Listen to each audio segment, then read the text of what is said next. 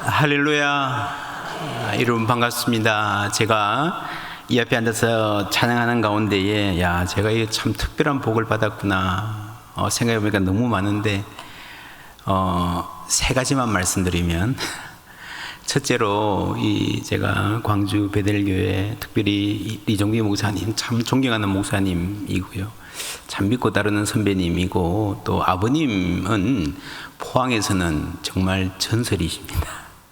얼마나 귀하게 또 목회를 잘했을 뿐 아니라 인격적으로 존경받는 참 귀한 목사님이신데, 우리 이종기 목사님 섬기시는 교환교회 와서 45주년 뜻있는 사경에 인도하게 돼서 감사하고요.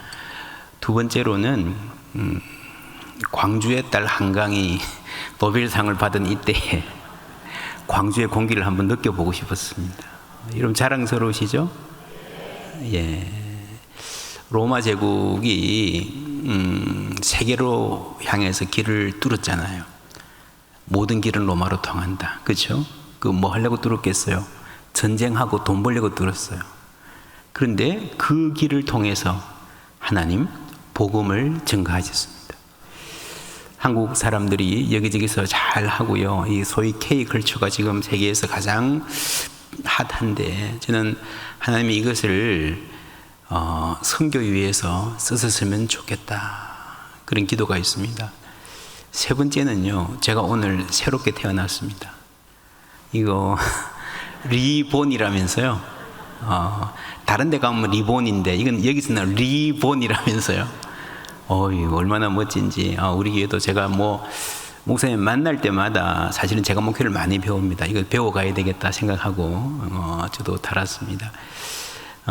때를 따라 아름답게 하시고 라는 제목으로 말씀 전하기를 원하는데, 여러분 달마다 매달 한국사진작가협회가 이달의 보도사진상이라는 것을 선정을 합니다.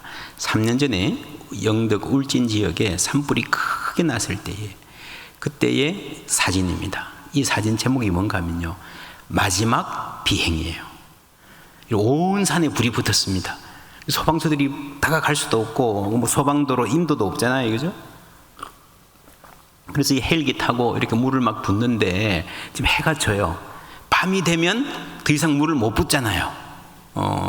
근데 밤이 돼서 우리가 일 못하니까 불이 쉬어 주겠습니까? 아니죠. 불은 쉬지 않는데 그냥 우리는 열심히 불 끄다가 이제는 들어가야 되는 참 안타까운 마음이 여기에 이 사진에 담겨 있는 것 같지 않습니까? 마지막 비행. 이 사진 보면요, 더 안타깝습니다. 왜 이렇게 조그맣냐 바켓스가. 여러분, 우리가 보면 커 보이지만 온 산에 불이 붙은 거에 비하면요, 이 바켓스가 얼마나 조그맣습니까? 제가 이거를 한참 사진을 보고 무슨 생각을 했는가 하면, 이 상황이 한국 교회 상황 같다. 온 산에 불이 붙었어요. 여기저기서 막 교회 욕하고 비난하고 TV에서든 어디서든, 그리고 교회 유명한 교회 지도자들이 참 사고도 치고요, 나 부끄러워 고개 들 수 없는 일들도 참 많고, 정말 부끄러운 이야기지만 젊은이들은요, 요즘에 교회가 다니면 너 아직도 교회 다녀? 그런데요. 근데 우리가 안 하는 거 아니거든요. 우리도 열심히 모이고 열심히 기도하고, 그죠? 이웃들을 섬기고 어떻게든 하나님의 영광을 위해 살아보려고, 교회를 세워보려고 노력하는데, 그 노력이 이 소방 헬기가 물 퍼붓는 건 이런 느낌 아닌가? 우리가 이거 한다고 한들 이 불길이 잡힐까? 무슨 의미가 있을까? 목숨 걸고 하는데, 그런 느낌이 들어서 제가 이 사진을 참 한참 바라봤었습니다. 한국이 지금 어떤 때를 살고 있는지, 여러분 지금 보이시죠? 저쪽에 지금 보이는군요. 제가 이렇게 보니까 안 나오는 걸 첨단인데요. 이쪽의 사진은요, 1900년에 미국의 뉴욕의 최고 중심가 피프스 애비뉴 5번가의 부활절 아침의 프레이드입니다. 미국은 기독교 국가, 당시만 해도 상당한 기독교 국가였기 때문에 가장 큰 행사가 부활절이에요. 엄청나게 큰 프레이드를 합니다. 전부 다 마차. 그죠? 딱 하나, 당시 헨리 포드가 만든 T1 자동차가 딱 하나 있습니다. 이게 1900년인데요. 그 옆에 1913년에 어때요? 전부 자동차예요. 전부 자동차로 다 바뀌었습니다. 딱 한 대, 마차는 한 대 남았답니다. 불과 13년 만에 이렇게 모든 것이 바뀌는 시기가 있다. 요 동네 건너편에요, 말편자 가게 해가지고 돈 잘 버는 아저씨가 있었습니다. 떵떵거리고 살았습니다. 13년 후에 어떻게 됐을까요? 어떻게 됐을까요? 다행히 타이어 가게로 바꿨다면 안 그랬으면 굉장히 힘들어졌겠죠. 이런 많이 굉장히 빨리 뭔가 바뀌는 시기가 있습니다.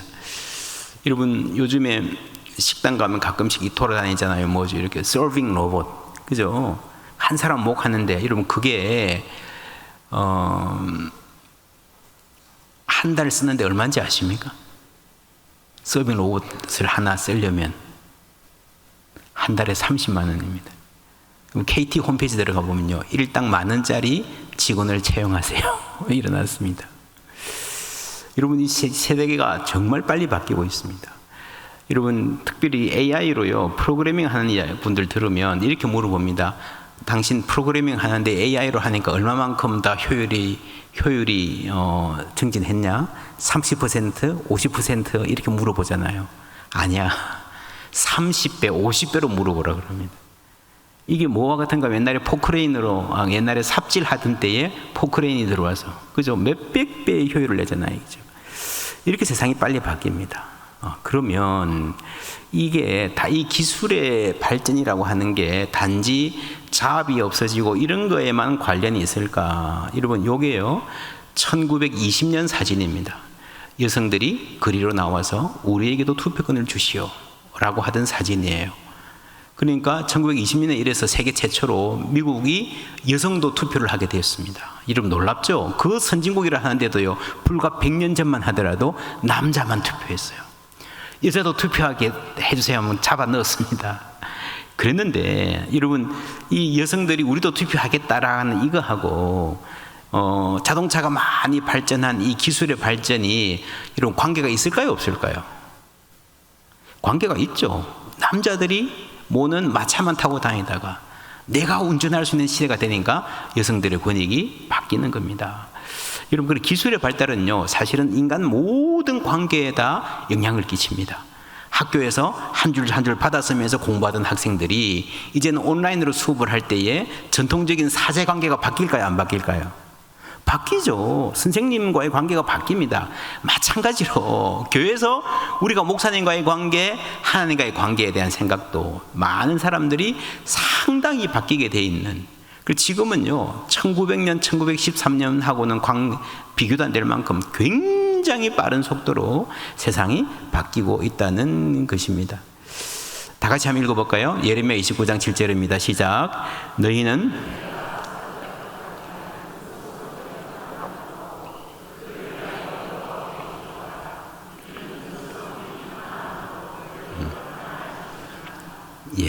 예레미야는 유다 나라가 망하기 직전까지 망할 때 그때에 예언했던 사람들입니다. 그런데 여러분, 나라가 누가 쳐들어왔어요, 망하게 생겼어요. 어떻게 기도하겠습니까?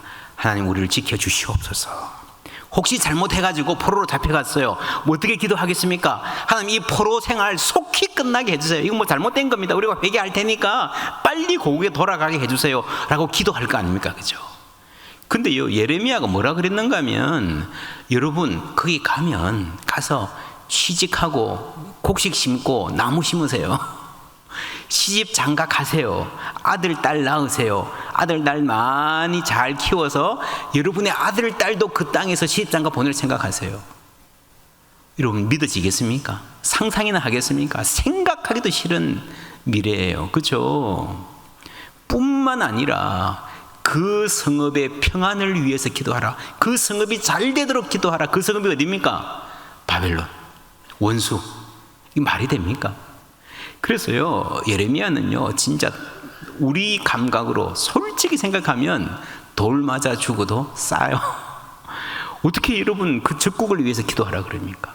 거기 가서 빨리 돌아와야지 오랫동안 70년 동안 있을 거라고 예언한다는 것 자체가 너무너무 싫은 이야기예요.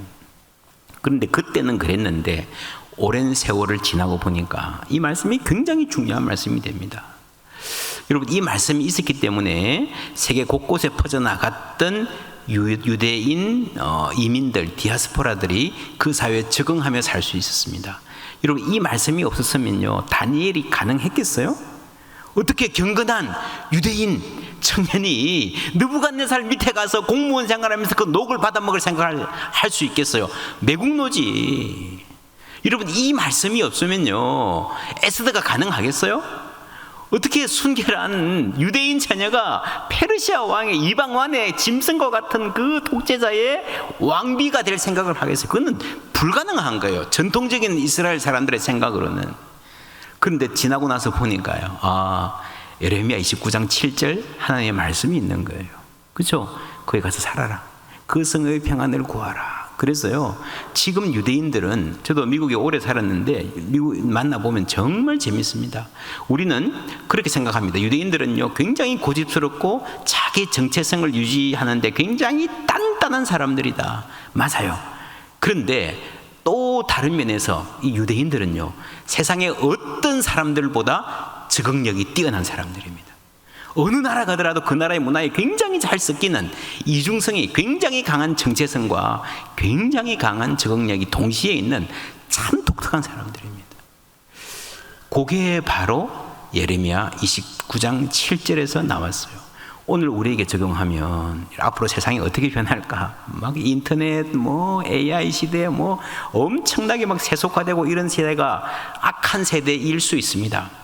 마음에 안 들 수 있어요. 안 바뀌었으면 좋겠어요. 그냥 여기 살았으면 좋겠어요. 그런데 하나님은요 바벨론에 갈 거라 그러고 바벨론에 적응하고 살아야 된다라고 하는 거예요. 여러분 아십니까? 그래서 결국에는요 이스라엘의 신앙이 가장 깊어지고 넓어지고 창조적인 때가 지나고 보니까 바벨론 포로 때였습니다.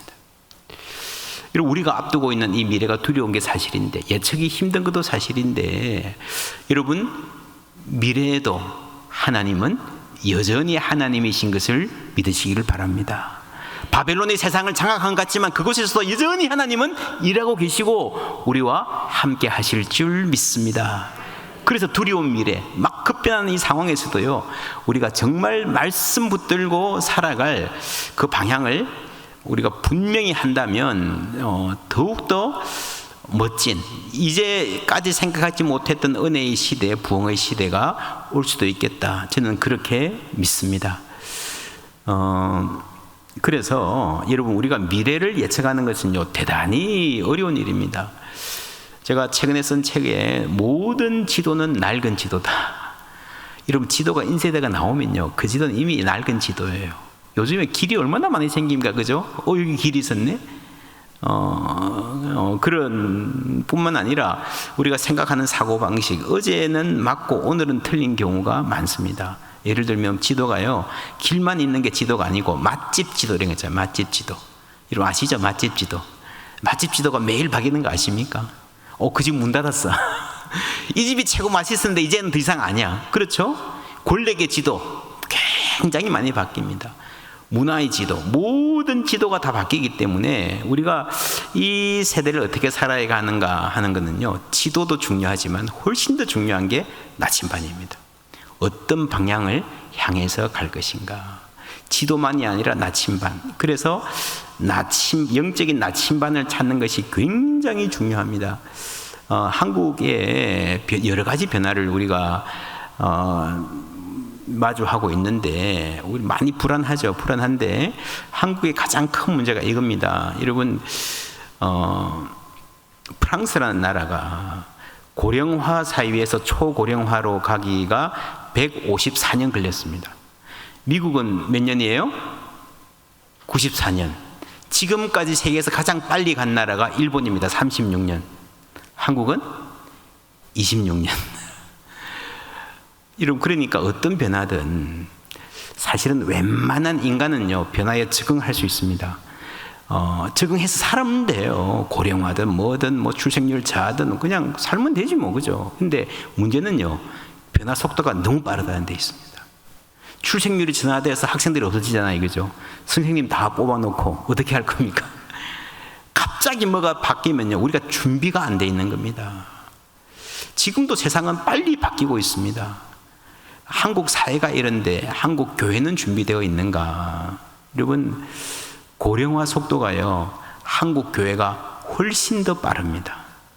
한국 사회 전체가 이렇게 고령화된다 그러면요, 한국 교회는요 훨씬 더 빨리, 그렇죠?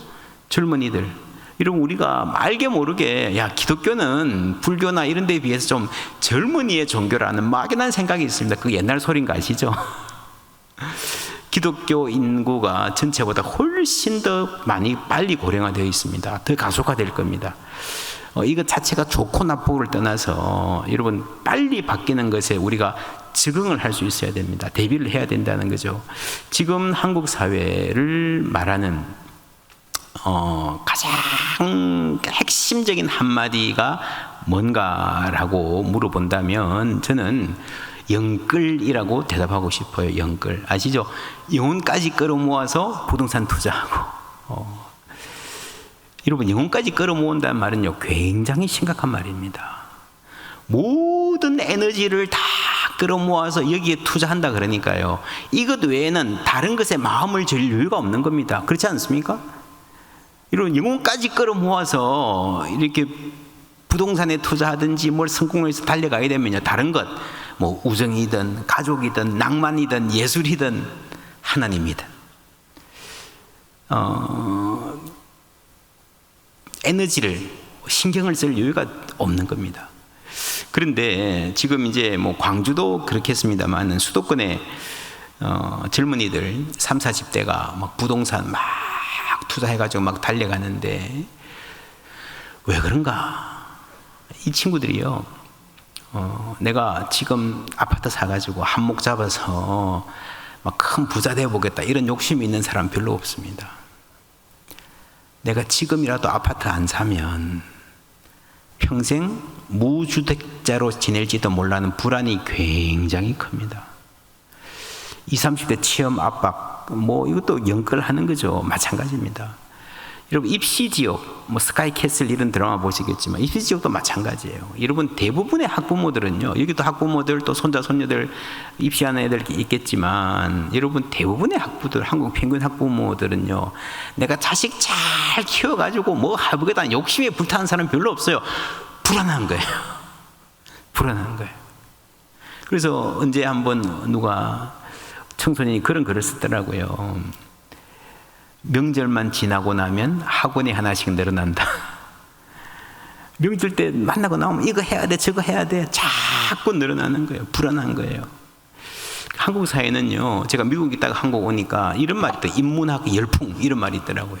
인문학 굉장히 많이 한다 그러는데, 여러분, 한국의 인문학 열풍은요, 이거 굉장히 웃긴 겁니다. 이제 노벨상 때문에 또 조금 뭐 어떻게 될지 모르겠지만, 여러분, CEO 인문학 이런 말들 많이 하잖아요. 그래, 가만히 보면 인문학을 한다 그래도 그냥 이거 해가지고 좀 더 성공하고 좀 더 경쟁에 앞서 나가고 좀 더 승진 잘하고 사업 잘하고 하는 아이디어로 인문학도 하는 거예요. 그러니까 인문학을 한다 그러는데 굉장히 비인문적인 아이디어로, 실용적인 아이디어로 인문학을 하는 거예요. 그 사회 전체가, 한국 사회는 굉장히 성공과 번영과 물질주의로 달려가는 성장신화의 사회인데, 한국의 현대사를 쭉 보면요, 교회가 이거를 굉장히 많이 견인했습니다. 사람들이 옛날에는요, 그냥 대충 살았죠. 근데 열심히 살자, 열심히 살아서 우리 스스로 일어나 보자, 우리도 잘 살아보자, 열심히 기도하고 하는 이 일에 뭐 좋은 면도 많아요. 그래서 물질적인 성공을 위해 달려가는 이 문화예요. 교회에서 가르치는 가르침과 이게 한국 교회는 많이 결탁을 해서 같이 왔습니다. 같이 왔는데 지금은요, 이 물질 문화, 성장 신화라는 게 스스로 너무너무 빨리 가기 때문에 교회가 도저히 더 같이 갈 수 없는 때가 되고 말았습니다. 그렇잖아요. 근데 연끌하니까 모든 걸 다 투자해가지고 막 돈 벌어야 된다 이러니까요. 이게 교회가 이 물질 문명을 감당할 수 없을 만큼 너무너무 강해져 버리고 말았습니다. 그래서 이 물질 문명과 성공주의와 성장 신화를 사실은 교회가 많이 부추긴 면이 있어요. 무슨 말인지 아실 거예요. 옛날에 교회 간증들이 그랬잖아요. 전부 다 뭐 예수 믿고 부동산 샀더니 올랐더라 뭐 이런 이야기들이 넘쳐났는데, 교회가 성장 신화를 키워왔는데요, 좀 심하게 말하면 한국 교회는 이제 자기가 키운 성장 신화라는 괴물에 잡아먹힐 그런 위기에 처해 있습니다. 지금 한국 사회가 어떤 사회인가? 여러분, 재작년에 세계적으로 이런 조사를 한 적이 있습니다. 당신에게 가장 소중한 가치는 무엇인가? 세계 주요국의 대부분이 가정이에요, 가정. 거의 다. 근데 이 많은 나라 중에 딱 한 나라, material well-being, 물질적 풍요가 나의 가장 중요한 가치다라는 나라가 딱 한 나라가 있어요. 그 나라가 어딜까요? 사우스 코리아. 물질적인 풍요가 가장 소중한 가치다. 딱 한 나라, 딱 한 나라.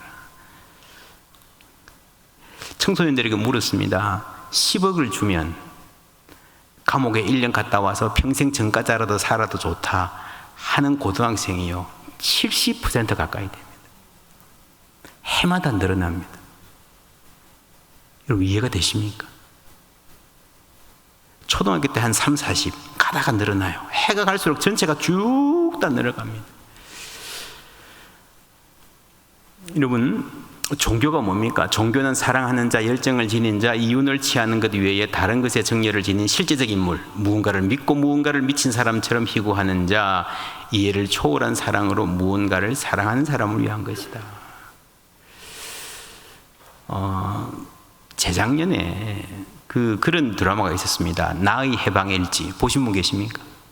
이 드라마 꽤 인기를 끌었는데요, 교회도 막 많이 나오고 그랬습니다. 근데 이 드라마의 30대 여주인공이 이런 말을 하는 대사가 굉장히 많이 떠돌아다녔습니다. 저도 안 봤는데 이 대사가 너무 신기해서 이 부분 안 봤는데 적어놨습니다. 어려서 교회 다닐 때 기도 제목 적어내는 게 있었는데 애들이 쓴 걸 보고 이런 걸 왜 기도하지? 성적, 원하는 학교, 교우관계, 고작 이런 걸 기도한다고? 신한테 신인데 난 궁금한 것 하나밖에 없었어. 나 뭐예요? 나 여기 왜 있어요?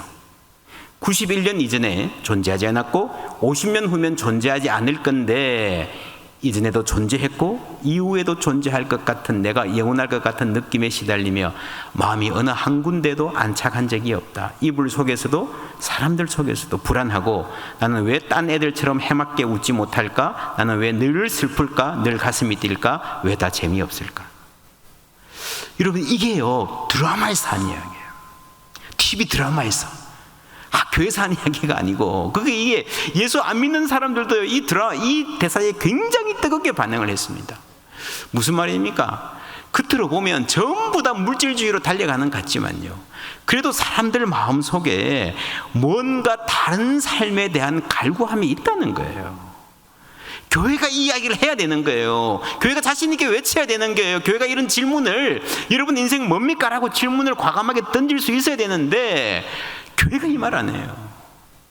교회가 세상 것만 이야기해요. 그러니까 여러분, 세상의 드라마가 이런 말을 하고 있다는 거예요. 놀랍지 않습니까? 부끄럽지 않습니까? 그러나 동시에 이게 우리의 희망일 수도 있습니다. 여전히 사람들은 돈 벌고 성적 얻고 뭐 이런 것, 그것만으로 만족할 수 없는 그 안에 있는 갈급함이 누구나 다 있습니다. 누구나 다, 여러분, 이런 말 들으면 한 번쯤 자기 인생을 돌아보게 되어 있습니다. 예수님은 그러셨잖아요. 사람이 떡으로만 살 것이 아니요. 제가 우리 교회 청년들한테 자주 이런 거 물어봅니다. 고등학생들한테도 자주 물어보는데, 야, 교회 다니면 친구들이 늘 그러잖아. 교회 왜 다니냐? 신앙이 밥 먹여주냐? 그러잖아. 그럼 여러분 뭐라 그럽니까? 신앙이 밥 먹여주냐? 그럼 뭐라 그럽니까? 대답 없음? 신앙이 밥 먹여주냐? 밥 먹여준다 그러면, 야, 나는 교회 안 다녀도 잘 먹고 살아. 여러분, 신앙이 밥 먹여주냐? 그러면요, 너는 밥만 먹고 사냐? 그렇죠? 그래야 됩니다. 너는 밥만 먹고 사냐? 여러분, 인간은 절대로 밥만 먹는다고, 물질적으로 풍요하다고요, 많이 가진다고요, 명품 옷을 두른다고요, 좋은 차 탄다고요, 그걸로 만족할 수 있는 존재가 아니에요. 그렇잖아요. 여러분, 지금 한국 사회에 굉장히 큰 문제가 뭔가 하면 재벌 3세들, 정치가 아들들, 못 가진 게 뭐가 있습니까? 부러운 게 뭐가 있습니까? 그죠? 뭐 잘생기고 돈도 많고 뭐 평생 써도 뭐 그냥 부족함 없는 재물을 가졌는데요, 걔들이요 뭐 합니까? 막 마약하고 그 신문에 나가지고 창피당하고요. 왜 저렇게 살지? 왜 그렇게 살아요? 불행하니까 그러는 거예요. 돈이 만족을 못 주니까 그런 거예요. 사람이 떡으로만 살 것이 아닙니다. 그렇죠? 떡이 있어야 되지만 그걸로 인간은 결코 만족할 수 있는 존재가 아닙니다. 하나님이여, 사슴이 시냇물을 찾기에 갈급한 같이 내 영혼이 주를 찾기에 갈급하나이다. 이 목마름, 이런 모든 인간은 갈급합니다. 단지 무엇에 갈급한지 모를 뿐이에요. 그래서 여러분, 성공을 구하고 뭐 돈을 구하고 이성에 집착하고 안 되면 마약이라도 집착하고 그러는 거예요. 여러분, 바로 그 해답이 예수님께 있음을 믿습니다. 우리는 그 해답을 갖고 있어요. 자신 있게 세상에서 외쳐야 됩니다. 그런데 한국교회 현실이 뭐 어떤가, 오늘은 조금 구체적인 이야기를 말씀드리려고 해요. 한국교회는 지금 외부와 심각하게 단절되어 있습니다. 한국교회 적어도 한 60대 이상의 신앙생활 잘 하시는 분들은요, 제가 보면요, 세상 친구가 별로 없어. 세상 친구가 대화가 별로 안 돼. 완전히 다른 세계에 살고 있어요. 근데 지금 30, 40대들은요 그렇지 않습니다. 이 친구들은요 세상 친구들하고 대화가 잘 돼요. 그러니까 생각이 별로 다르지 않습니다. 여러분, 그거 느끼시죠? 뭐 인생관이나 애들 양육하는 거나 뭐 투자하는 거나 뭐 주식하는 거나 모든 거 봐도요, 뭐 취미생활이나 지금 30, 40대들은 세상하고 별로 다르잖아요. 소통이 잘 됩니다.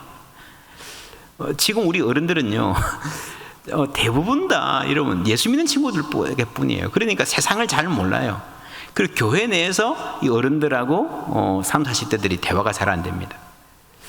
그리고 교회가 단기적으로 이 교회가 참 힘들다, 자꾸 줄어든다, 불안하고 장기적인 비전이 결여되어 있고요. 리오프닝, 다시 우리가 코로나 후에 만났지만 뭐 이렇게 베델교회처럼 특별한 교회 빼면 대부분 교회들이 주일 예배 집회는 굉장히 많이 약화되어 있습니다. 그리고 인구 변동에 대처하는 거, 고령화, 세대론, MZ세대 말을 많이 하는데 그게 너무 허와실이 많습니다. 제가 넘어갈게요. 세대론 보면 2030 추계 전환, 이 책은 사업하는 사람들을 위한 책입니다. 그러나 이 세계가 어떻게 돌아가는가에 대해서 알 수 있는 굉장히 중요한 통찰들이 많이 있습니다. 이 책에 굉장히 재밌는 게 나오는데요, 밀레니얼 세대에 대한 관심은 과장되어 있다. 우리가 M세대, Z세대 이런 말을 하는데요, 너무 많이 과장되어 있다는 거예요. 몇 가지 이유가 있습니다. 하나는요, 이 사람들은 그러니까 돈 버는 사람들이니까 첫째로 인구가 계속 줄기 때문에 인구가 많지 않고, 둘째로는요, 지금 세계적으로 밀레니얼 세대들이 돈이 별로 없습니다. 미국 기준으로 보면요, 돈은 전부 다 어른들이 다 갖고 있어요. 그 기업 입장에서 노년 세대가 훨씬 중요하다는 거예요. 그래서 돈 벌려면요, 한 20년 전에는 우리 리종기 목사님도 미국에 오래 계셨지만 제가 미국 처음 갔을 때 막 엄청난 막 큰 백화점 하나가 전부 다 장난감 가게예요. 장난감 천국이에요. 야, 미국이 이런 나라구나. 아니고 그때 그랬어요. 지금 그거 다 망했습니다. 이제는 뭐 해야 돈 버는가 하면요, 노인들 대상으로 장사해야 돈 법니다. 예를 들면 집을 고쳐도 보통 아파트를 이렇게 휠체어 다닐 수 있도록 한다든지, 뭐 화장실에 어른들 이렇게 보조로 안 넘어지게 한다든지, 그런 거 하면 돈 앞으로 잘 벌 겁니다. 그런 이야기 하고 있는 거예요. 뭐 전자제품도 마찬가지입니다. 건강가전 이런 거 이제 굉장히 중요해집니다. 그래서 2030년이 다가오면서 젊음과 나이 듦에 대한 정의와 세대 간의 역학관계도 바뀔 거다. 지금까지는 젊음이 최고야, 장땡이야. 노인들은 뒤에 막 물러나가지고 막 이래 돼 있는 것 같은데 그렇지 않다는 거죠. 활력과 젊음이 동의어가 아니고 세태와 나이 듦이 역시 마찬가지라는 것을 보편적으로 인정하게 될 것이다. 여러분, 젊은이뿐 아니라 여러분 연세 드신 분들 사역도 굉장히 함께 중요합니다. 저는 여기 관심도 많아요. 나이 듦에 관하여 미국의 아주 유명한 노년내과 의사가 쓴 책입니다. 이 책을 보면요, 굉장히 재미있는 대목이 많아요. 노년은 차별받고 있다. 여러분, 병원이 소아과가 많잖아요. 그죠? 소아과가 굉장히 많은데 소아과가 왜 많습니까?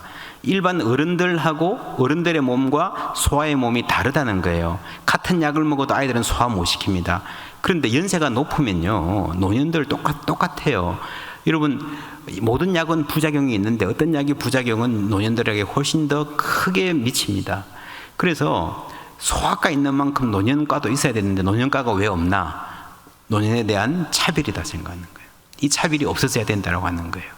그리고 의사가 자신 있게 하는 말이, 이때까지 의사들이 너무 많이 퇴행성이란 말이 뭐예요?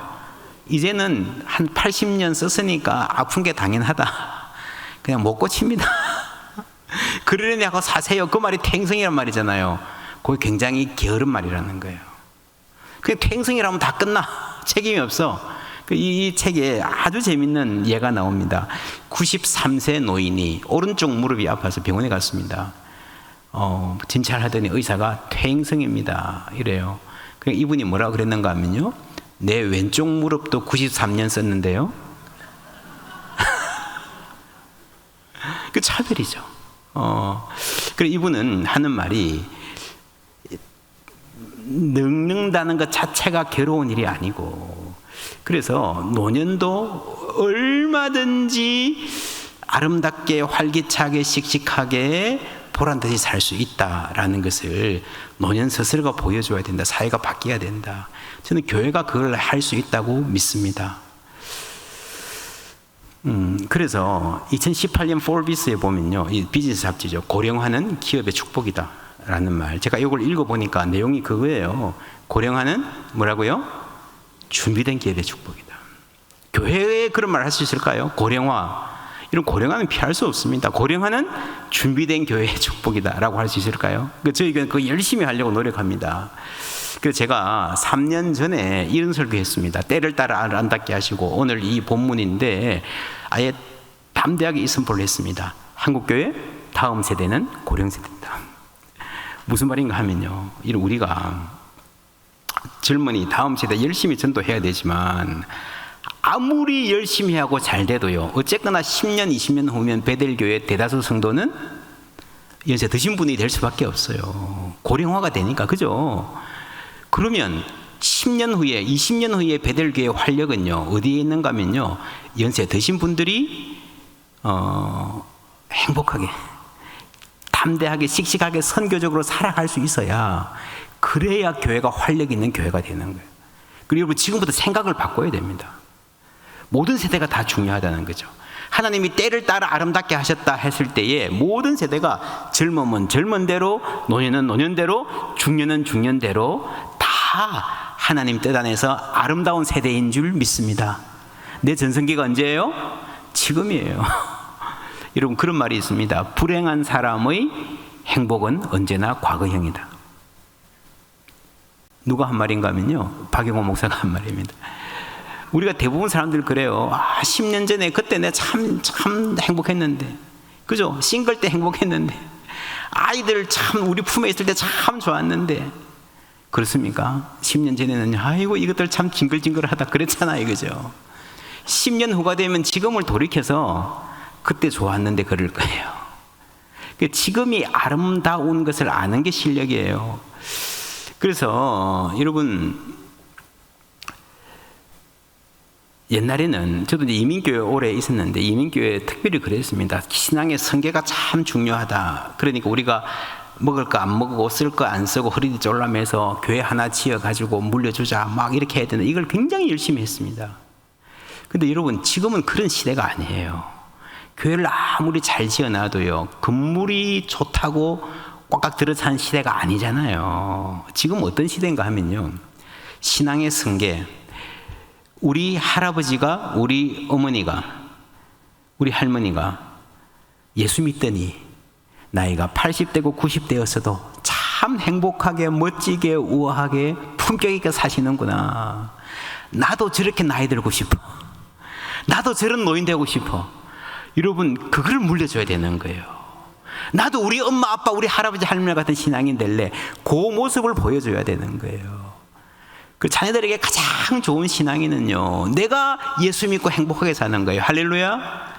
때를 따라 아름답게 하셨습니다. 제가 우리 교회 이야기 하니까요, 막 한국 교회 다음 세대는 노년 세대입니다. 그러니까 교회가 막 난리가 났습니다. 그냥 얼마나 좋아하시는지요. 그걸 우리 목회 데이터 연구소 대표가 듣고 이거 연구합시다 그래가지고 막 전국적인 조사도 하고 그랬었습니다. 그래서 저희 교회는 세대별 교구 사역을 합니다. 지금 이제 목요일 아침마다 내일 아침에도 모일 텐데, 사실 수요일 저녁에 모이는 전 교인이 모이는 것보다 2배나 많이 모입니다.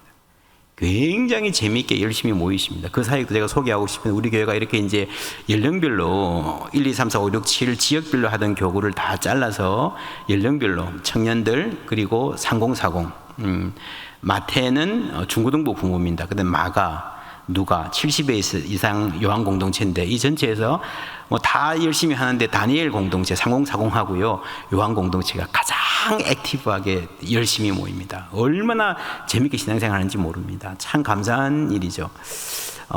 그리고 유바디, 이거는 유닉의 바울 디모데 이래서 가정과 연계하는, 저희가 이제 3040 사역은 그렇게 합니다. 아예 지역 교구, 연령별 교구하고요, 공동체라 그러는데 공동체하고 교회학교를 하나로 합쳐버렸습니다. 그래서 이 교구 사역하는 목사님들이 중등부, 고등부, 전도사님, 목사님들하고 함께 사역합니다. 함께 신방을 가고 함께 하는 거죠.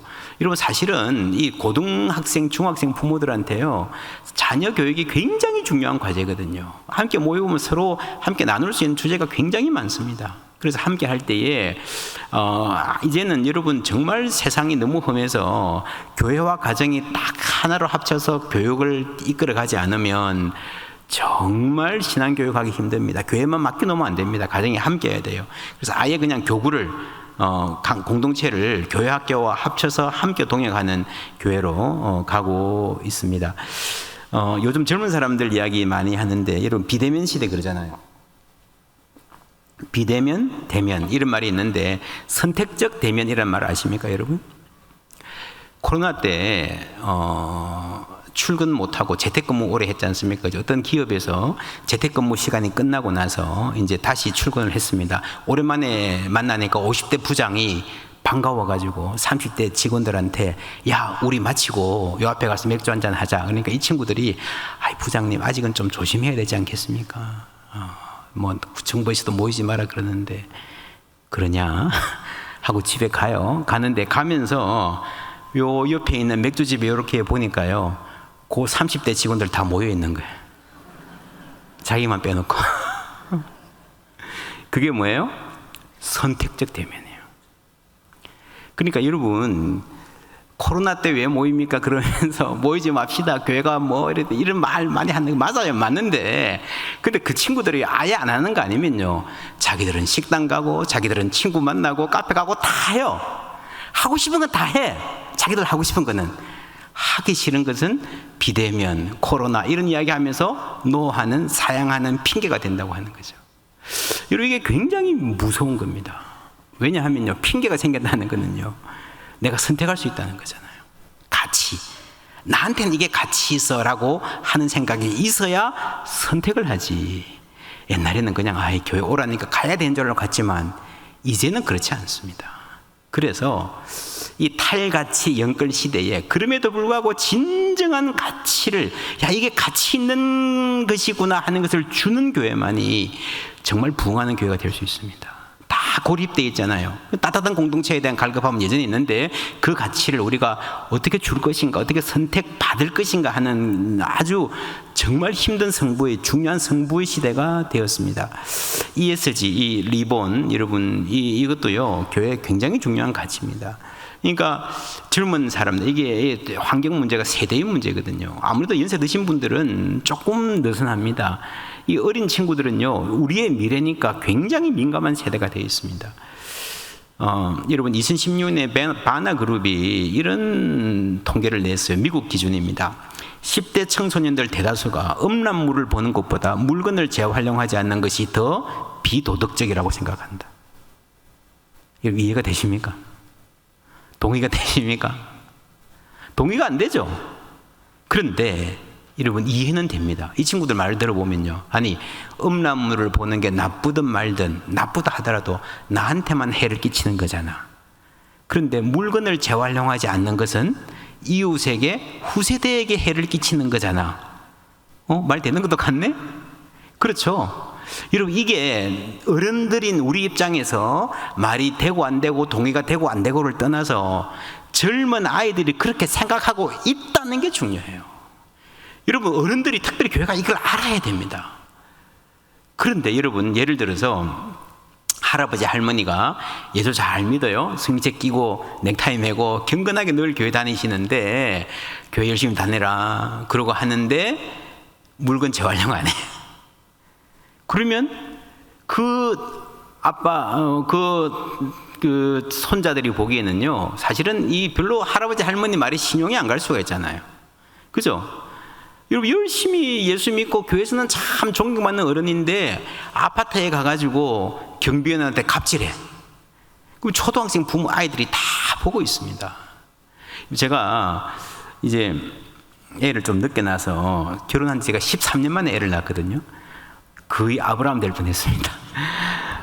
이제 중학생이에요. 근데 코로나 때 제 애가 이제 뭐 TV에 하도 선전 많이 하는 무슨 갈비집에 가가지고 이제 너무 좋아했어요. 늘 거기 가자 그래서 한번 데리고 갔어요. 너무너무 행복하게 갔는데 좀 밥 먹다가 얘가 아빠 나 여기 안 올래 그러는 거예요. 왜 그러니까 이 식당 종업원들이 마스크를 잘 안 써 그러는 거예요. 이런 놀랍지 않습니까? 그렇게 오매불만 기다리던 갈비집에 왔는데 마스크 잘 안 쓰니까 애들이 그게 기준이 되는 겁니다. 여러분 똑같은 기준으로 우리 청소년들이, 우리 청년들이 교회를 평가하는지 알고 계십니까? 그네들의 가치입니다. 우리가 심각하게 고려해야 됩니다. 그래서 소비하더라도 조금, 어른들은 뭐 싸면 사지만요, 요즘에 여러분 그래서 제가 좀 깜짝 놀랄 이야기 들었습니다. 한 2년 전인가요? 이렇게 어떤 유명한 제과점이 이렇게 그 작업장에서 잘 관리 못해서 종업원이 죽어서 막 그 제과점을 불매 운동이 벌어졌잖아요, 그죠? 그 제과점하고 같이 이제 같은 기업에 있는 유명한 아이스크림 집이 있습니다. 같이 불매 운동 하는데요. 이제 어떤 교회, 제가 어제 들은 이야기입니다. 울산 가서 들은 이야기인데, 세미나를 가가지고 어떤 교회에, 서울에 있는 어떤 교회에 젊은이들 많은 교회인데요. 그 교회 성도들이 가가지고 그 아이스크림 집에서 사진을 찍었대요. 아이스크림 사 먹는 것도 아니고 앞에 사진을 찍었대요. 근데 그 사진을 보고요, 교회를 나갔대요. 아니 어떻게 예수 믿는 사람들이 그런 부도덕한 기업에 갈 수 있냐. 이런 놀랍지 않습니까? 여러분 이 말은 안 해도요 다 생각하고 있는 거예요. 이 젊은이들이, 여러분 세계적으로 아주 유명한 환경운동가들이 다 10대들, 10살도 안 되는 애들이 세계적으로 지금 막 이러면서 막 세계를 뒤집고 있는 이 흐름이 한국에도 지금 뭐 이미 당도하고 있습니다. 3040 이야기를 좀 하면요, 3040 세대는 굉장히 많이 지쳐 있습니다. 경쟁의 압박과 불안이 굉장히 심각하다는 걸 이해를 하셔야 됩니다. 우리도 다 뭐 했는데 여러분 그렇지 않습니다. 지금의 30대들이 이 세상에서 느끼는 압박은요 엄청납니다. 제가 그래서 가끔씩 그런 이야기 합니다. 옛날에 우리 부모님들이 그런 말 했어요. 아이들이 좀 나약하면요, 야 너는 뭐 온실에서 자라가지고 뭐 이러잖아요, 그죠? 요즘 30대들은요 60대 부모들 보고 아빠는 온실에서 자라서 몰라 그래요. 여러분 대학 졸업해가지고 어디 취직해가지고 따박따박 호봉받고 은퇴하신 분들이요, 지금 30대들 이 거친 황야 같은 삶을 어떻게 알겠습니까?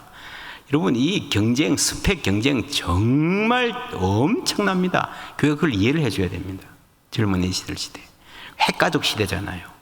그리고 자녀 잘 키우고 싶은 욕심은 어디나 다 있고요. 교회 와서도 자녀 교육 막 이렇게 이야기하니까 이게 이 자녀를 잘 키워야 된다라고 하는 모든 면에서 실력뿐 아니라 신앙적인 면에서 인품 면에서 이 모든 엄청난 무거운 짐이 이 두 부부의 어깨 위에 다 있는 거예요. 얼마나 이 자녀 양육의 부담이 아이가 하나든 둘이든 큰지 모릅니다. 그래서 이해받고 싶어하고 돌봄 받고 싶어합니다. 그리고요, 소비사회잖아요. 옛날에는요, 단칸방에 살고 알아서 살았는데 요즘에는요, 아무리 없어도요, 뭔가 좀 살고 싶은 그 수준의 양보가 잘 안 돼, 요즘 애들은. 좋은 데 가가지고 레스토랑 가서 먹고 사진 찍어서 인스타에 올려야 돼요. 해외여행 가고 싶고, 이게 양보가 잘 안 돼요. 그러니까 내가 살고 싶은 삶하고 살 수 있는 삶의 차이가 너무 커요. 그게 늘 이게 불만이고 여유가 없고 쫓기고 압박이고 이런 상태에 지금 3040이 살고 있습니다. 교회로 보면요, 낀 세대죠. 그런데 지금 3040, 적어도 35세 이상들은요, 그래도 권위에 대한 존중이 있습니다. 굉장히 중요합니다. 조금만 더 지나면 이것도 없어질 겁니다. 그러니까 이게 마지막 골든타임이에요, 한국. 지금 30, 40대를 잘 키워야, 안 그러면요, 정말 교회는 힘들어질 겁니다. 아직은 그래도 권위에 대한 존중이 있습니다. 직장에서도 낀 세대라 그러잖아요. 그죠? 이렇게, 자기들은 선배 말 잘 들었는데 후배들은 말 잘 안 듣는다. 이런 낀 세대들이 지금 3040이거든요. 그리고 기존의 교회 문화가 대부분 경직되어 있기 때문에 교회에 나오고는 있지만 견뎌내고 있다. 정치적으로 문화적으로 첨예한 문제에 대해서 유보적 태도를 보인다. 너무 교회가 정책인 거 좋아하지 않습니다. 또래들과 대화가 원활하죠. 아까 이야기했죠, 그죠? 여러분, 어른들은 60, 70대 그리스도인들은 대부분 그리스도인들끼리만 이렇게 놀기 때문에 이분들이 갖고 있는 신앙적인 정체성은 굉장히 좋습니다. 필요한 자질이에요. 젊은이들이 본받아야 돼요. 그런데 사실은 이분들은 세상하고 대화가 잘 안 돼요. 근데 젊은이들은 예수 믿어도 세상하고 아주 소통이 대화가 잘 되는 세대입니다. 그래서 신앙이 바로 세워지기만 하면 아주 선교하기 좋은, 함께 동시대의 고민을 끌어안고 교회로 나올 수 있는 그런 선교적 잠재를 가진 세대입니다. 그리고 신앙에 있어서도 합리성이 잘 설명해주고 말 되는 이야기를 하는 게 아주 중요합니다. 그리고 제가 3040 세대를 목회 오래 했는데 하면서 이런 친구들이 있는 이야기예요. 목사님, 그래도 우리는 부흥을 기억하는 세대입니다. 그렇죠? 아마 여러분 지금 교회마다 다 힘들고요. 그랬는데 옛날에는 다 그랬습니다. 막 그냥 학생회 있다가 조금 있다가 막 너무 많아져가지고 막 중등부, 고등부 나누고, 그죠? 청년부동 많아지고 뭐 이런 이게 하는 그 재미, 여러분 그걸 기억하고 있는 세대예요. 그 기억을 갖고 있는 게 굉장히 중요합니다. 더 밑으로 내려가면요, 아예 교회는 본래 이렇게 무기력한 거구나. 그런 세대가 있어요. 근데 지금 3040은 그 마지막 세대, 부흥의 세대를 끝다리로 기억하는 마지막 세대입니다. 중요한 가치들, 여러분 한 사람 한 사람이 아니라 함께 연결돼야 되고, 3040 사역을 저희 교회가 아주 재미있게 잘하고 있는데 참 감사해요. 교회에서 전폭적으로 지원해 주셨습니다. 3040이 일단 중요하니까 가장 좋은 장소, 가장 좋은 시간, 저희 교회는 주일 오후에 모입니다. 가장 좋은 많은 재정 그리고 인력, 특별히 자녀 돌봄이 굉장히 중요해요. 그래서 저희 교회는 이 3040 친구들 모임하라고 교회 어른들이, 권사님들이 애를 그 수에 봐주는 사역을 굉장히 중요하게 생각합니다. 서서히 이제 자기들이 봐야 되는데 지금까지는 많이 봐주고 있습니다. 처음 시작할 때는요, 우리 그 부장 장로님 부인 군사님이요, 허리가 아픈데도요, 애 없고요, 정말 고생 많이 하셨습니다. 그렇게 애들을 봐주니까요, 이 모임이 막 생겨나는 겁니다. 그리고 막 재미가 붙는 겁니다. 그리고 3040 사역이 잘 되려면 좀 기다려줘야 됩니다. 우리가 어른들이 많은 교회들이요, 3040한테 가가지고 야 너희들 교회 일 좀 해, 우리만 설거지 맨날 하냐 막 그러는데요, 할 수 없습니다. 아직 할 만한 준비가 안 돼 있으니까. 소그룹으로 잘 모이고 교제하고 말씀의 훈련 받게 하고 적어도 한 3년 이상을 기다려주면요, 틀림없이 모임 자체에 활력이 생기고 하나님 이끌어 가시면요, 성령 역사하시면요, 이 아이들이 자동적으로 사역의 현장에 나오게 되어 있습니다. 저희 교회도 계속해서 교회학교 교사 수가 조금씩 줄어들어갔거든요. 해마다 연말 되면은 막 그만둔다 그래서 막 교육자들이 붙잡고 막 난리치고요. 그리고 계속 줄어들어가고 교사들의 평균 연령은 계속 높아졌습니다. 그런데 2년 전부터요, 확 바뀌었습니다. 30대 교사들이 아주 많이 헌신하기 시작했어요. 지금 교회학교 분위기가 3040이 잘 되면 시차를 두고 조금만 기다리면요, 교회 많은 사역자들이 채워지게 되어 있습니다. 교회의 회복 이야기를 많이 하시는데, 목사님들 만나면 교회 회복이 뭔가, 여러분, 양적인 회복, 코로나 전에 우리가 몇천 명 모였으니까 그까지 가야 된다, 물론 맞습니다. 그래서 교회 나오세요, 목사님 좀 나오라고 광고 좀 하세요. 광고 한다고 나오겠습니까? 그렇잖아요, 그죠? 여러분, 교회의 양적인 회복보다 더 중요한 건요, 대회 이미지입니다. 가는 데마다 교회가 욕 듣고 뭐 이 하는데, 여러분 나오란다고 나오겠습니까? 그거보다 더 중요한 거는요, 교인들의 자부심이에요. 우리 교회가 여러분, 그래서 가장 지금 심각한 게, 여러분, 초대교회가 늘 밖으로부터 좋은 이미지만 있었던 거 아닙니다. 오해도 많고 핍박도 많고 막 질시도 많았고 욕도 많이 들었어요. 그럼에도 불구하고 초대교회가 우리하고 다른 거는요, 그 교회 내에서 우리가 복음의 공동체라고 하는 그 자부심이 굉장히 탄탄했습니다.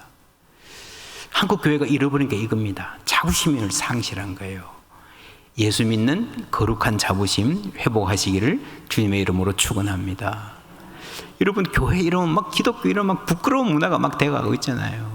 할 수 없어요. 당분간은 우리가 회복해야 되겠지만, 그래서 저는 그렇게 권면드리고 싶습니다. 만에 하나 한국 교회 모르겠어요, 진짜 힘들어요. 그런데 우리 젊은이들이, 우리 자녀들이 우리 교회는 달라, 우리 교회 어른들은 달라, 우리 교회 목사님은, 우리 교회 장로님은 달라, 와봐 라고 자신있게 이야기할 수만 있어도, 여러분, 그 교회는 정말 세상에 다른 희망을 줄 수 있을 것이라고 믿습니다. 그래서 여러분, 자부심을 회복해야 되는 거예요. 거룩한 자부심. 그러기 위해서는 교회의 본질입니다. 교회다움. 이번에 리종희 목사님 저한테 교회론에 대한 말씀을 좀 해달라 그러는데, 그래서 교회가 뭔가, 성경이 교회를 뭐라고 이야기하는가를 우리가 잘 알아야 되고요. 그럴 때에 교인들의 자부심이 생기고, 그 다음에 이미지가 들었죠. 내가 자부심이 없는데 이미지 좋게 하려고 아무리 이벤트로 노력해봐야 소용없어요. 우리 한 사람 한 사람이 복음의 거룩한 자부심을 가져야 되는 거예요. 그리고 맨 마지막에 양적 회복은 자연적으로 따라오게 될 줄 믿습니다. 중요한 건 교회 본질 회복이고 우리의 자부심인 것입니다. 속도보다 방향이 중요하다라는 말 많이 하는데, 여러분, 이 속도가, 이 방향이 어떤 방향일까요? 맞는 말인데, 이 방향이요, 100m 달리기 선수 우샤인 볼트가 저기 딱 목표 지점 쪽에 놓고 쫙 달려가기만 하면 되는 그런 방향인가? 아니면 풋볼 선수가 가는데 여기서도 막 오고 저기서도 오고 막 막고 해서 막 요리조리 피해가면서 길을 계속 바꿔가면서 가야 되는 방향인가? 이거 어떻게 생각하십니까? 여러분, 근데 사업하시는 분 있죠? 사업하시는 분들 방향이 중요하다. 어떤 방향입니까? 그죠? 연간 사업 계획 세워놓으면요, 중간에 몇 번이라도 바뀝니다. 사업 환경이 바뀌니까. 그렇지 않습니까? 사람들의 입맛이 바뀌니까. 교회도 마찬가지예요. 그냥 작년에 했던 그대로 좋죠. 전례대로 합시다. 좋죠. 여러분, 세상 사업 전례대로 해보세요. 되는 사업이 있는지. 작년에 하던 그대로 해보세요. 여러분, 식당 하나를 해도요, 메뉴를 어떻게 할까? 메뉴를 그대로 해도요, 여러분, 메뉴판에 글자만 바뀌어도 매출이 바뀌는 거 아십니까, 여러분? 변화하는 상황에 우리가 민감해야 된다는 거죠. 이 시대가 뭐 어떤 사역을 요구하고 있는지, 그런 점에서 이번 사역의 전체의 주제가 주를 기쁘시게 할 것이 무엇인가? 뭐 하여 보라고요? 시험하여 보라. 시험하여 보라는 무슨 말입니까? 정답이 없다는 거예요. 주님을 기쁘시게 한다는 목표는 분명하지만 사역을 어떻게 해야 되는가, 당회를 어떤 식으로 해야 되는가, 각 위원회를 어떤 식으로 해야 되고 우리가 교육을 어떤 식으로 해야 되는가, 여러분, 정답이 없어요. 찾아가야 되는 거예요. 계속 노력하고 두드리고 실험적으로 실험해보고, 아니면 좀 고치면 되죠. 그러한 실험 정신이 있어야 되는 시대가 되었습니다. 여러분, 이 이야기 할게요. 우리 다 같이 읽어보겠습니다. 시작.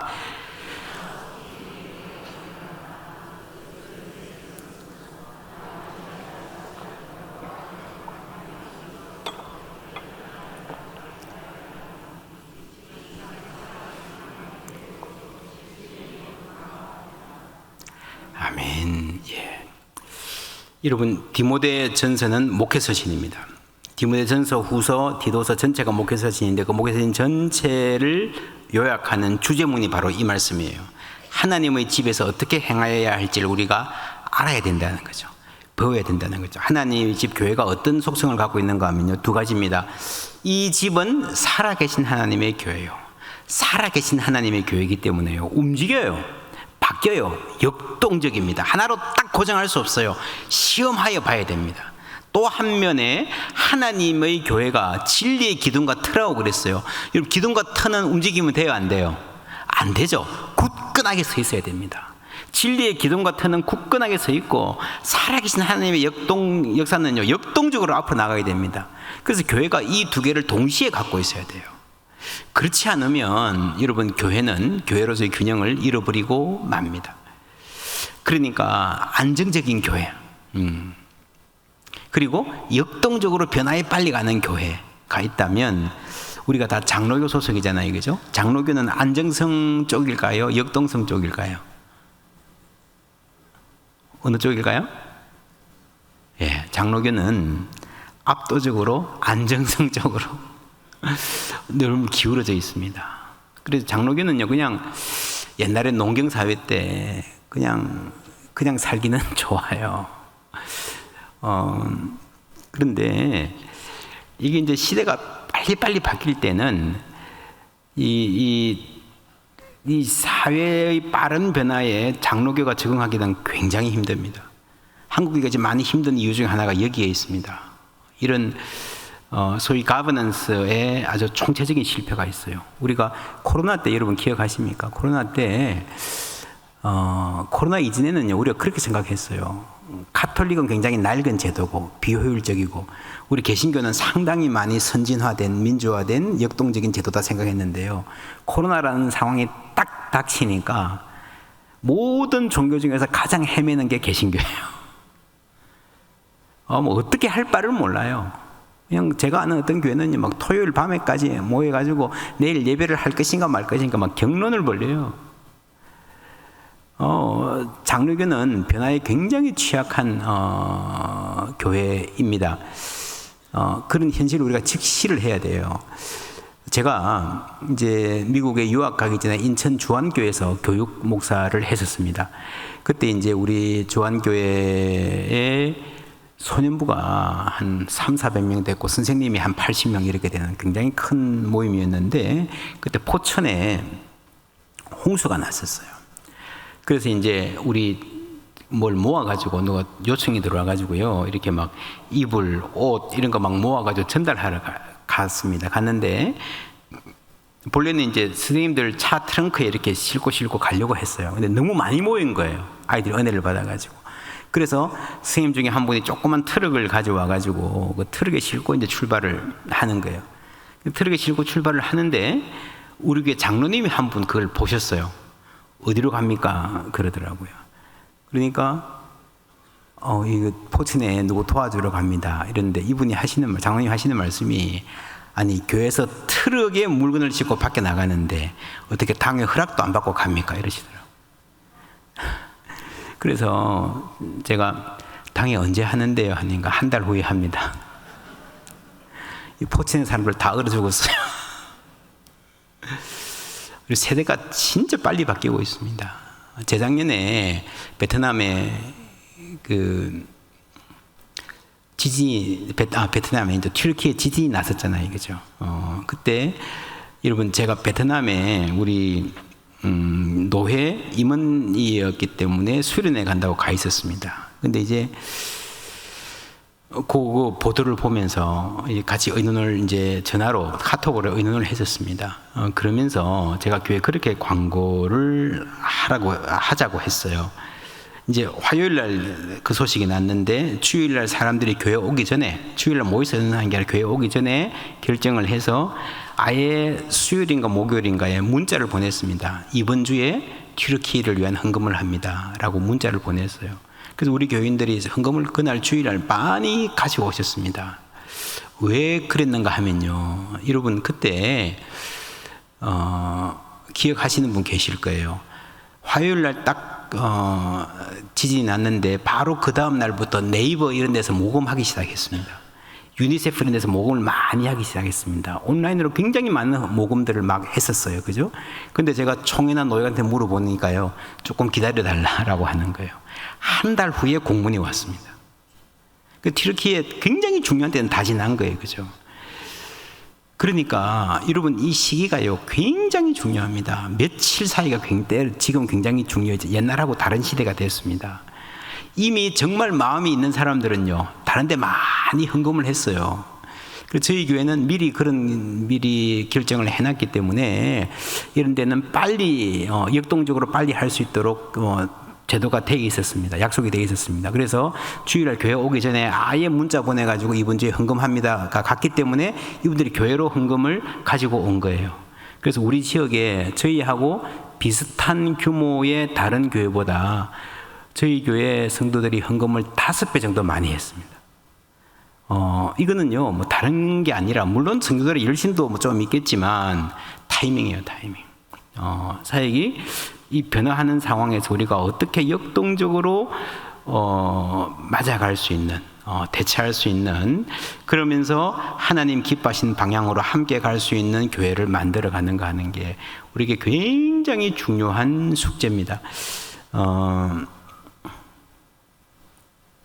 컨센서스란 말이 있거든요. 이게 라틴어인데 로마가 세상에서 성공할 수 있었던 가장 중요한 원인을 학자들이 연구하니까요, 컨센서스를 만들어가는 과정이다. 이거는요, 컨센서스는 우리가 그냥 합의 이렇게 얘기하는데 그렇지 않고 말 그대로 컨센서스, 함께 느낀다는 거예요. 함께 공감을 해야 됩니다.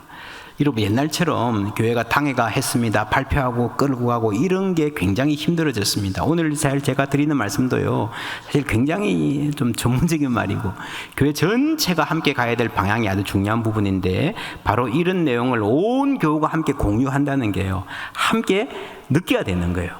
함께 그 공기를 알아야 되는 거예요. 교회가 어디로 같이 가는지 함께 마음으로 함께 할 수 있어야 되는 겁니다.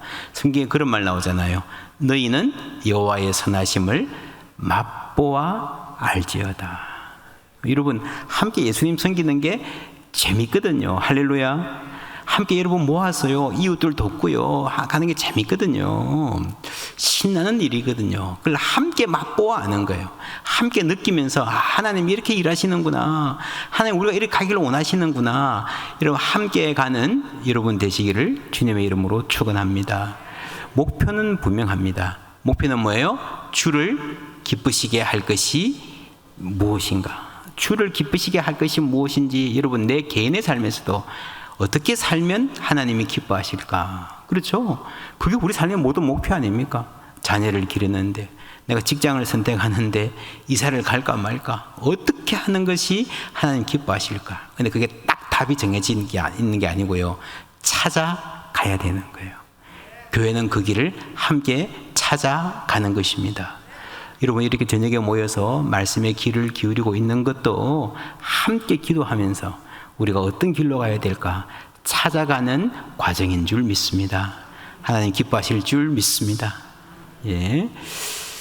초반에 제가 보여드렸던 이 사진, 여러분 울진 영덕의 이때 이 산불이 어떻게 꺼졌는지 아세요?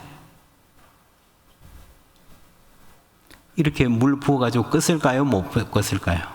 예, 어떻게 꺼졌는지 아세요? 예, 비가 와서 꺼졌습니다.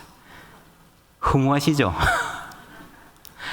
이렇게 열심히 물 부었는데 비가 올 줄 알았으면 안 부을 걸 그랬다, 놀 걸 그랬다. 맞아요, 틀려요? 그래도 물 부어야 되죠, 그죠? 비 와야 꺼지는데 우리도 마찬가지입니다. 여러분, 한국교회에 희망이 있을까요? 한국교회가 다시 부흥할 수 있을까요? 한국교회가 정말 다시 이 사회의 존경을 받고 멋지게 당당하게 사역할 수 있는 날이 올 수 있을까요? 그 부흥은요, 오로지 하나님께 달린 줄 믿습니다. 이 땅의 부흥의 단비는요, 하나님이 내려주셔야 되는 거예요. 그런데 우리가 기도하잖아요. 하나님, 이 땅에 부흥의 단비를 내려주시옵소서 기도하잖아요. 어떻게 기도해야 돼요? 가만히 누워서 하나님 부흥해 주십시오 기도하겠습니까? 아니잖아요. 물 한 바가지라도 부으면서요, 내가 할 수 있는 일이 정말 요것밖에 안 된다 하더라도, 조그만 바가지라 하더라도 그거라도 최선을 다해서 갖다 부으면서 하나님이 이 땅에 부흥의 단비를 내려 주시옵소서. 그렇게 기도해야 되지 않겠습니까?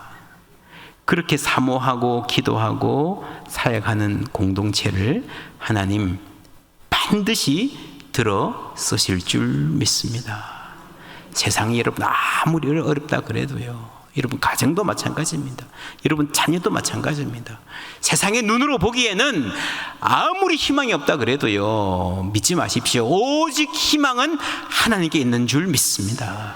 아무리 산에 불이 강해도요, 하나님 단비를 내려주시면 꺼질 줄 믿습니다. 회복될 줄 믿습니다. 그 조건이 있습니다. 우리가 기도해야 됩니다.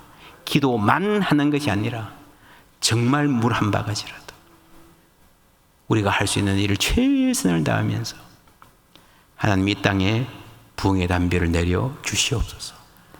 우리 베델교회를 사용하여 주시옵소서. 우리 교회 다음 세대들이 건강하게 설 수 있도록 인도하여 주시옵소서.